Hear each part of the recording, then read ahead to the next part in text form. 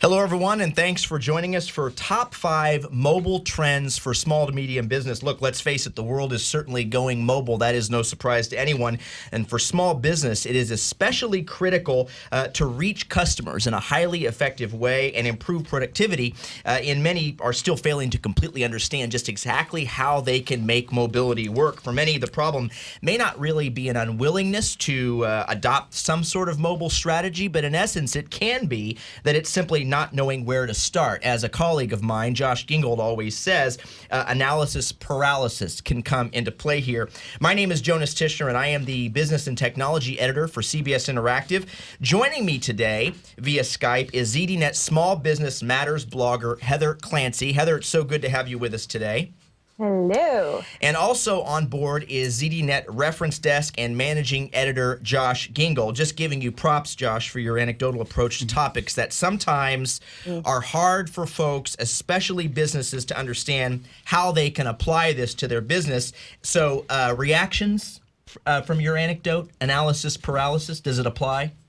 Well, I'd be curious to hear what Heather has to say, but I do have to say that when it comes to any sort of a technology decision, if you will, for a small business, the stakes are high. And it is easy to overthink it. And a lot of the things that Heather is going to be talking about today, I know require some a great deal of strategy. So anytime you start talking about strategy, it's easy to get caught up in the details. But in this particular case, I think that it merits some extra attention because it could end up costing you a lot of money. Yeah. Heather, anything that you can add to that? Is analysis of paralysis a danger here from your perspective? To be honest, I don't think so. I mean, I do believe that there are so many options that small businesses have in this area right now that potentially you could get a little bit wiggy about which one's going to work. But if you kind of sit down and draw up your priorities, I think it gets simple. And the fact is, small businesses can be a lot more flexible than larger companies. So they can try something, and especially now with the software as a service approach, if it doesn't work, they can move on. Yeah, it's a great point. And no worries, you don't lose any points for disagreeing with Josh. I know, which is a good thing. Yeah. So we want to get started with our very first trend today, which is trend one. We're talking about 5 of them. Mobility, it comes in all shapes and sizes. It's morphing, Heather, and it's doing so almost every single day as we look across the landscapes of how mobility is starting to shape the way we do business and how it affects our everyday life. Yeah. The tablet has become such an important form factor, the media tablet, the consumer tablet computer. Because face it, we've had tablets for a long time. They've been very purpose-built, if you will, tablet computer options. But the thing that made this particular trend, I think, take off was the fact that it was so easy to use. And small business owners have always been very prone to wanting to buy devices that serve both personal and professional needs. And the tablet is a perfect example of that. It's showing up in the research this year as the most coveted purchase for small and mid-sized businesses. And smartphones. I can't. I actually also cover green issues, and the thing that I've been following quite closely is the enormous sort of cell phone discard rate. Right, mobile phones. People are churning through them so quickly, and the features are changing so quickly that actually is an area where you could get paralyzed or change even too often. But again, it's a matter of knowing what you want. Yeah, and then we're finding these devices that are kind of the hybrid. The new trend seems to be the tablet and the smartphone hybrid. I think isn't Galaxy an example where it's now a larger version of a smartphone. A little bit bigger, yeah. Yeah, and the functionality is the same as a tablet, but it can also be used as a phone. But the great news is that you can get what you want, right? I have a tablet, but I also have a keyboard for that tablet that I use sometimes because if I'm going to be on a trip where I don't want to take my notebook computer, but I want to file some blogs, for me, it's much easier to actually connect wirelessly with my little keyboard and to type them up that way instead of trying to hunt and peck with the soft screen keyboard.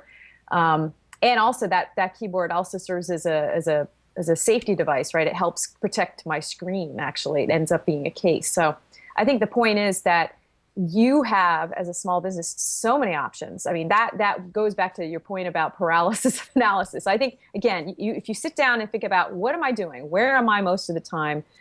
What do I need as far as connection? It's easier to make decisions if you sit down and think about what kind of work you do, as opposed to looking at this thing and saying, here are the features. Yeah. I think another thing, too, that's worth mentioning is that for small and medium businesses, this may in fact be where consumerization really has to be understood by small business owners and business decision makers, because in reality, while there are many different types of devices now that are available to people, Heather mentioned the fact that she likes a certain type of device. I know you and I both use different types of devices. So there's a different device for every type of user. But we're also learning now, American Express recently did a survey, and what they found was that people also like to pay for things differently. And I think that's a nice way to jump in. There are some people who still don't necessarily trust electronic payment systems, even just making purchases online. There are people who prefer to write checks, if you will. So what we're finding now is not only are there a multitude of different types of devices for different types of users, but there are also new and interesting and innovative new ways to actually pay for things. And in this case, as Heather will point out, be able to use their device to do that as well, depending on their comfort level. Yeah, and that's a nice segue into trend 2. We want to make sure that we're talking about commerce and how it's going mobile. Heather, that's just a tee up for you. I would love to actually just make 2 points on the first slide before we move on to that. Okay. Because I think it's important for people to think about how to manage those devices of all shapes and sizes. So there's 2 things I'd like to mention. One is that you really need to look closely at what having a preponderance of different devices will mean from a security standpoint. As a manager, as a small business owner, what does that tablet mean for how secure your network will be or your data will be? And you need to know that. You need to really spend time thinking about that. And since there are so many different shapes and sizes, that's going to be an area where you may need to get outside help to think about. The other thing I'd like to mention is, and probably can get into this a little bit more in the mobile payments area, but the whole mobile app movement. So many small businesses are thinking, gosh, do I need to build a mobile application? Should I develop a mobile application for my business? Is there some way that I can tap into that platform as a way of generating revenue for myself? From all of the indications that we're seeing on the data, right now, a lot of people are downloading apps but not using them. So you have maybe, I don't know how many you guys have on your different devices, but how many are you using? Seriously, Right. I have a lot, and I don't necessarily use them every day. So before a small business spends time developing an application, they might want to think about who their user base is, who their customers are, why would they be building that application. They may be better served spending some time just looking at their website and thinking about whether their website is well crafted for a mobile experience. I just last night, someone sent me a restaurant link. We're having lunch on Thursday. Check out this place. I looked at it on my smartphone, but I couldn't open it. Right. I can't open it. So the point being that a small business needs to think about how someone's going to come to their website. Now, mobile payments. So, Josh, did you want to start that one off, or do you want me to? He was trying to tee you up for it. I actually, it's you. I think that what you just said is worth commenting on as well. You're right. Managing how you present yourself to the public, particularly in a mobile environment where the response is very immediate. Those people may be in your neighborhood or they may be ready to make a purchase. Heather's right. That process needs to be managed carefully. Yeah, and again, we're talking about the top 5 mobile trends for SMBs. That's trend 1. Mobility comes in all shapes and sizes. Our guest today, ZDNet blogger Heather Clancy. We're going to move on to trend 2, which, as you mentioned, you two have clearly jumped the shark when it comes to this topic, but commerce is going mobile. So businesses, Heather, are starting to see the light here. They're starting to find ways to increase their business. No stranger to apps, as you mentioned. In fact, December 9th, 2011, you had a great blog regarding a small retailer enabling self-checkout with an iPhone app. I believe we have a screenshot of that. A great article talking about businesses that are finding ways to not only have you do some comparison shopping while you're there, but also be able to make the purchase in a point of sale type of contact right from their mobile device. Mm-hmm. And here the tablet again is a big deal because I wrote another article about a New York City surf shop, which has tons of inventory in their basement. Right, surfboards are kind of big. They don't have a lot of retail merchandising space, so the way they're allowing their customers to see more of their inventory is through a tablet. Right, instead of having this sort of dog-eared catalog sitting on the counter now, they can show potential customers. These are the boards, and if they really want to see one in live and in real, they can go down to the basement and get it out. But they don't have to have all of these things up cluttering their space. And it's another example of how a small business that may not have as sort of an ingrained point of sale system or obligations to all of this technology that they might have installed from a retail standpoint.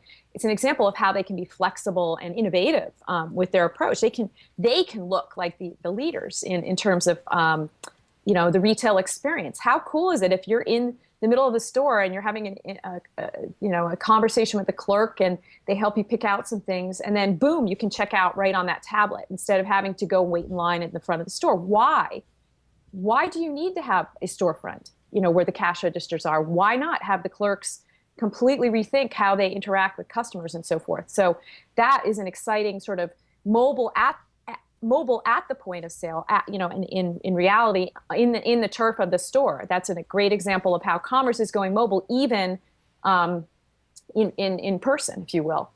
One of the things, Josh, that you kind of talked about and Heather mentioned is having all of these mobile apps.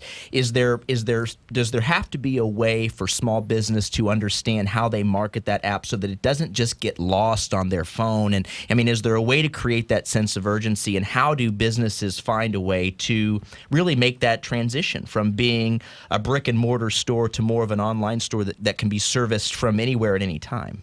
Well, Heather has spent a lot more time with small businesses that are actually executing on these plans. But I will say from a high level, it's really important for any business when they're doing something new to make sure that the public knows about it, and particularly their customers. So if you now have some sort of point of sale application like the one that Heather mentioned, where somebody can literally check themselves out, it's the best of both worlds, an online experience with being able to walk away with the product that you want. Well, there should be banners at the front. There should be communication to your customers. It should be part of your advertising. Hey, shop online, come into the store. Social. Yeah, it really is a matter of making sure that people know what it is that you're doing so that they can take advantage if that's what they choose to do. Yeah, Heather, I'd love to get your take on that. How are these small businesses that have put together these mobile apps working to make sure that word is out there? Well, for a lot of them, it's just having the right training for their sales teams, right? Instead of having your clerks look at this as a potential kind of disintegrator, right? Oh my God, I'm losing my job. This is a way of allowing them to really become closer to the customer. If you think about it, they can have a conversation. They can take some of the sort of mundane stuff out of it and really focus on building a relationship. So some of the best advertising, if you will, marketing for this will be the actual in the form of people using these devices to make the experience for the customer better in the store itself. So you have to get them into the store. How do you do that? Well, this whole area of mobile marketing, be able to push out coupons and messages to the mobile phones and really merchandising using, instead of email, like you might, well, not instead of, as in addition to email, if you will, being able to use the geolocation features on a phone to say, hey, I see you're like walking by, and I see in the past you've been a customer and you bought this color of this particular designer. To take an apparel example, hey, we have a whole new line in from them. Hey, come on in. So to use mobile marketing features, I think, is important, and thinking about merchandising in a different way. Yeah. The last point here on Trend 2 is the mobile payment battleground. Talk a little bit about that. This is a fun one. Yeah, this is a really, really fun one. And in fact, I just literally posted a story about a half an hour ago about a new update from Square of their smartphone application. They're doing some. They just redid the interface and just renamed the application. Pay with Square, actually having the name of the company in the application name, which I think is a very smart branding move on their part. But in any way, I think two of the most interesting things to watch will be the Square, this software developer that kind of came out of nowhere, if you will, a couple of years ago, and really turned this whole area on its head with the ability to for any small business to just use this device and take a payment on a smartphone. It's kind of kludgy still. I was in a cab a couple weeks ago, and the cab driver didn't want to use it because of he didn't want to use his particular reader because he was not going to be able to get paid as quickly as he would have if I did it another way. So that's the sort of thing that needs to be worked out. But the entry of PayPal into this area is going to be huge, especially since so many small businesses use PayPal as a payment mechanism on their e-commerce sites, their websites, on eBay, on their storefronts on eBay. It's going to be huge.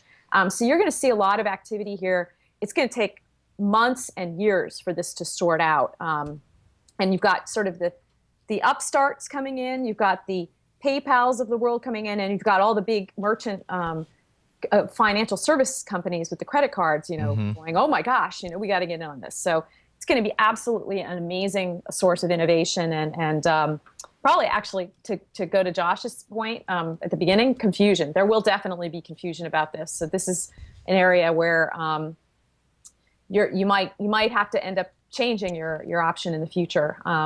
So people are experimenting to some extent and not necessarily committing themselves whole hog, at least at this time, to one platform or the other.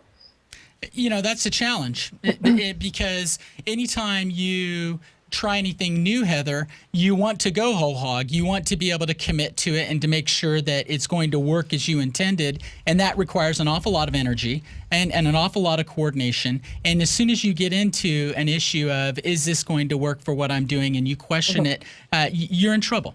Yeah. Well, the good news with someone like Square, to be honest, is there's such a force and a force of innovation in this area, so that even if they couldn't make it on their own, someone will buy them.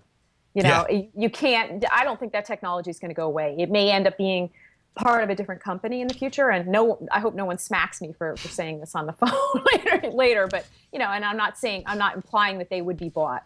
But their technology is absolutely leading this area, and I think it's definitely, if you will, a safe technology to attach your wagon to, and I think things will evolve nicely through that relationship. Yeah, we've got to keep the trends moving. We just wrapped up trend 2, which is commerce is going mobile. We're going to move on now to trend number 3, which is dispersed teams are the norm. So where the mobility trend is becoming sort of this collaboration opportunity, Heather, even when we're not dealing with smartphones, you don't necessarily need a tablet or any single device to collaborate. Looking at some of the research that you provided offline, we're looking at Polycom, Real Presence Mobile for the Apple iOS. I mean, we were dealing with this idea of telepresence when that was, a very avant-garde sort of technology. And now we're talking about the idea of having these online meetings anywhere, anytime, even on a mobile device like your iPhone or an Android. Yeah, you can credit, the FaceTime application and Skype with really getting people to think about this, because the sort of professional collaboration world noticed that small businesses were using those applications to have conversations with customers. I can remember like 5 years ago writing a story for Entrepreneur Magazine, and all this person I was interviewing could talk about was how cool Skype was. And, this is actually might have been even more than 5 years ago, 6 or 7 years ago. And you're saying, what's Skype? No, I wasn't saying what's Skype, but to me, it was another indicator that small businesses so often, especially in this mobile world, are ahead of the curve.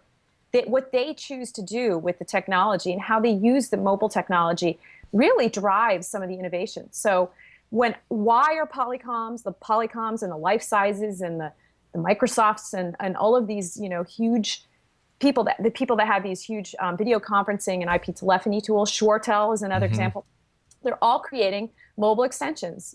People don't want there to be a line between how they communicate. They want to have it be seamless. They want to know that if they leave the office for lunch, that they're going to be able to get that phone call, even if they're not expecting it, right? So they need to be reached wherever they are. And I think people have come to the realization that making sure that whatever IP telephony platform or collaboration platform you pick, or service that you pick, making sure that it supports a mobile device is so important. And P.S. video, here we are, video. I don't know, unfortunately can't see you guys just because of the way we're broadcasting, but it's so immediate and so real. And I've talked to some companies last week that were doing solutions for small business clients, and I was talking about unified communications and how video is changing those solutions. And I have small businesses are looking at this as an advantage. Why would you put a canned video demo or video, message on your website when you could possibly have a chat icon which escalates you to a real person that can answer questions? It just seems more real, and it's the world at large is so much more comfortable with video. People realize that you don't have to be like all made up, and you can just kind of be yourself and real, and it's, I think, just the comfort level is so much higher. Yeah, and looking at your points here on trend 3, talking about not forgetting the mobile user when adopting collaboration platforms, making sure that access is there and readily available as you're starting to build out these collaboration platforms. Very important to make those considerations. Right. Yeah, I think it's really interesting too, Heather, what you're saying about video, because again, this goes back to the idea of consumerization, and we see more and more people using video, things like FaceTime. So video has become a part of our lives in every way, shape, and form. So it's natural now that small businesses are adopting the same sort of stance, recognizing that video is important to their business, that it is a great marketing tool, also an excellent way of building relationships with your customers, perhaps many different ways of using it. Now, that's important because a lot of that video is now taking place in these mobile devices. And if you don't buy, if you as a small business owner don't buy this sort of on a personal level, think about it this way. You, as a small business, are probably trying to have customer relationships with companies that are much larger than you, and these bigger companies are using video conferencing, so you can't escape it. Even if you don't want to use it, your customers, some of your business partners are going to require it. So I think it's a really, and P.S., you're going to look more professional if you're the first person in your industry to go there. So I think it's just a smart move. We have to move on to our next trend, but I did want to say, I remember the days back in the mid 80s when Disney opened, or Epcot Center was open, and one of the ways that you would make your dinner reservations was to go into a little booth where there was a TV screen, and you would stand in front of a camera, and the person who was making the reservations would pop up on that screen, and you'd be looking at them, and they could see you, and you could see them, and you'd make your dinner reservations, and that was the big, cool, new, people would talk about it. Can you believe you can do that now? And that was at Epcot Center in the mid to late 80s. I hate to date myself, but look how far we've come to the point where now you can do the same thing on your mobile device anywhere, anytime, using FaceTime or whatever collaboration tools you have. And I know you want to move on, but one other point, I think it's important, especially for small business, to understand that cross-platform support. Heather talked about supporting video. Yeah. And not everybody is necessarily on a mobile device where they want to be able to view video, which is certainly possible now through a number of services. But also that somebody who's not on a mobile device and vice versa, that they're both able to share that, because that's the key to collaboration, whether it's somebody who's working from home or a global partner who's in another part of the world. That's a great point.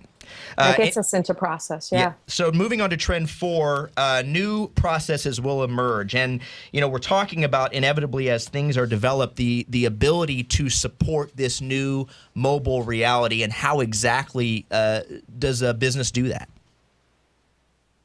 Heather, we'll start with you. Go ahead, Heather. I thought you'd just jump right in on that. No, I was just waiting for the toss.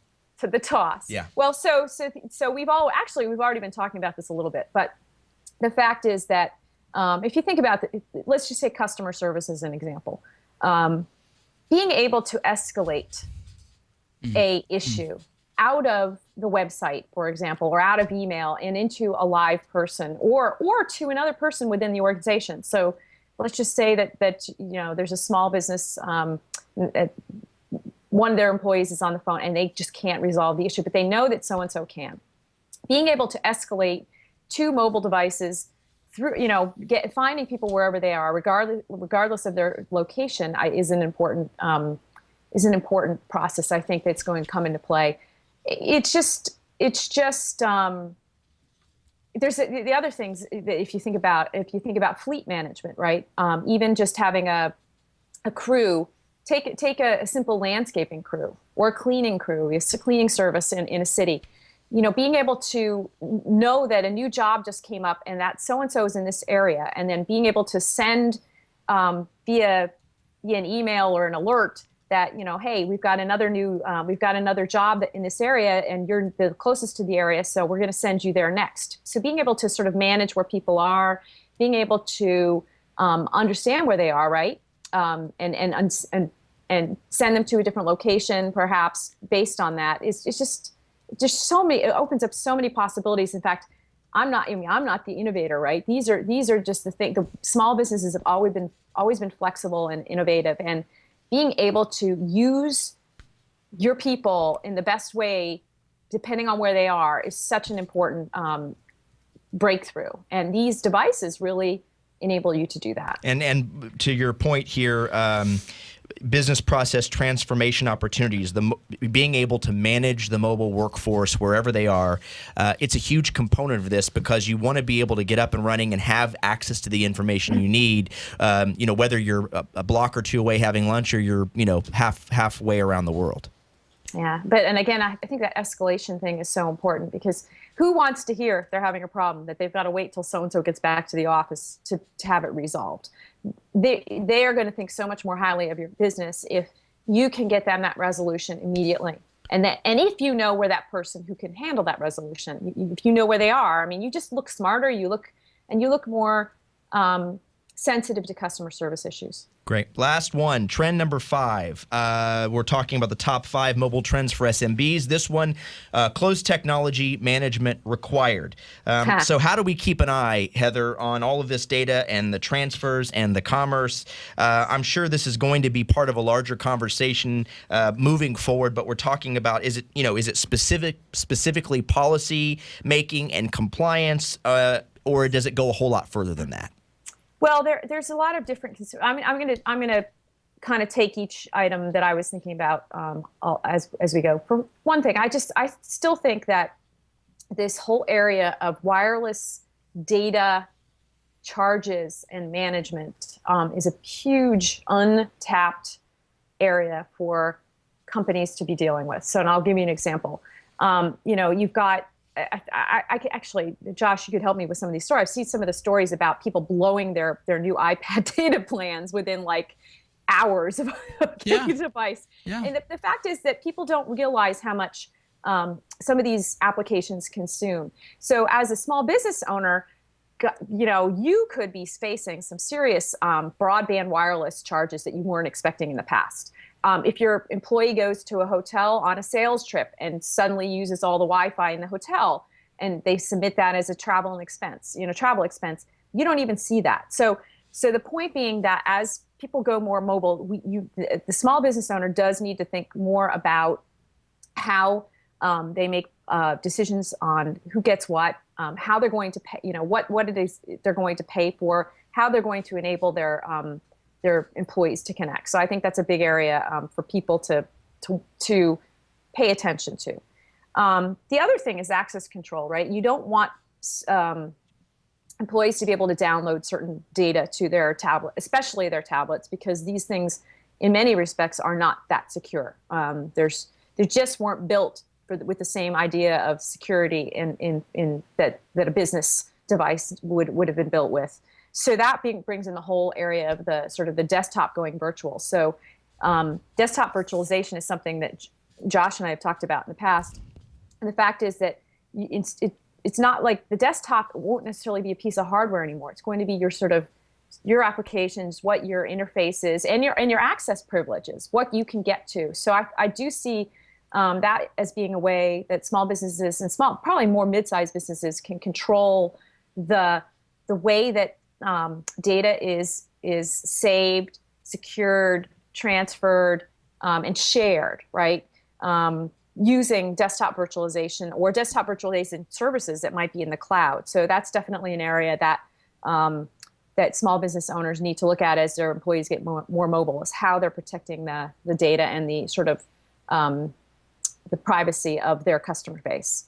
And I think that's an important issue, Jonas, because more and more services are moving into the cloud. Now we have all these cloud-based applications. And so even with, as Heather says, a virtualized desktop, a lot of people, especially in small businesses, aren't necessarily concerned about virtualization as much as any device anywhere. So when we move, now that we've moved to the cloud, and we have this proliferation of people accessing networks via mobile devices. As Heather said, they have the permission set up, the access is set up. We have that here at CBSI. Right. Right.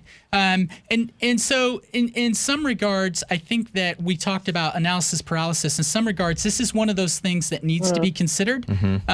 But there are simple ways to get around it. But you need to be committed to that. And if you don't have the technical expertise, then you do need to get some help. And I did want to make one other point, if you don't mind, regarding something that Heather said that jogged a thought in my mind, which is the fact that in many cases, right, with this idea of allowing people this ongoing access, that is something that could cost your business, and that does have to be considered. But you also have to look at what that solution that you're deploying is going to do for your business, and how do you quantify that and be able to say, I did see a return on this investment. And that goes back to this idea of commitment. Yeah. And being committed to a technology shift in your organization so that you're taking full advantage, you're aware of the pitfalls, and you're doing everything you can to minimize them. Heather, we're going to give you the final word here on this. Oh my goodness.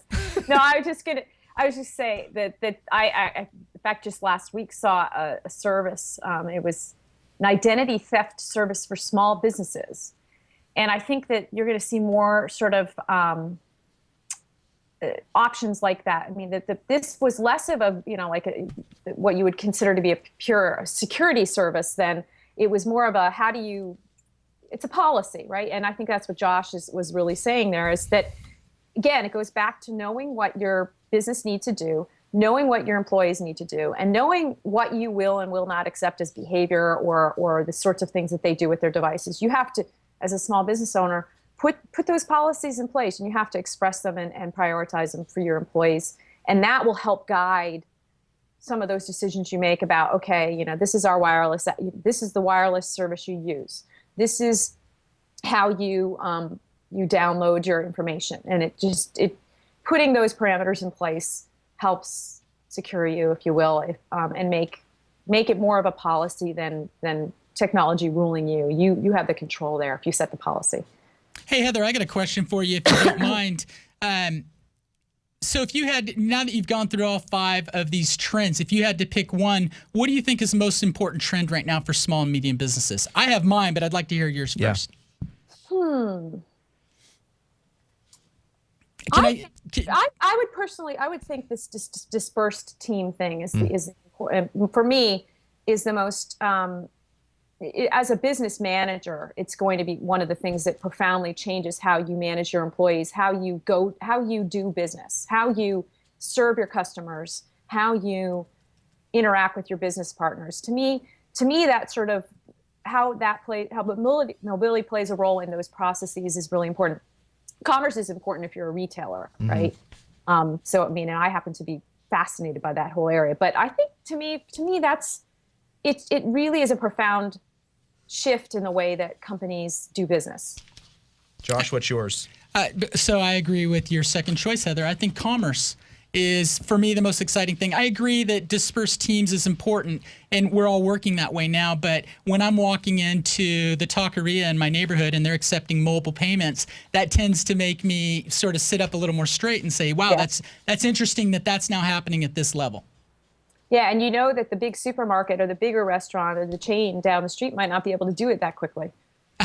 Very good point. That's a great point. Good point. Yeah. Right. Great. Yeah. Well, that has been our top 5 mobile trends for SMBs. That last one, trend 5, close technology management required. We don't have any more time, Josh. Unfortunately, I know. Sorry, Heather. We could keep going. I want to thank my guests, ZDNet Small Business Matters blogger Heather Clancy, Josh Gingold, ZDNet Reference Desk and Managing Editor. We also want to thank Connor Boyle, our technical producer here in our San Francisco studios. My name is Jonas Tishner. And again, this has been Top 5 Mobile Trends for SMBs. Thanks so much for watching, and have a great day.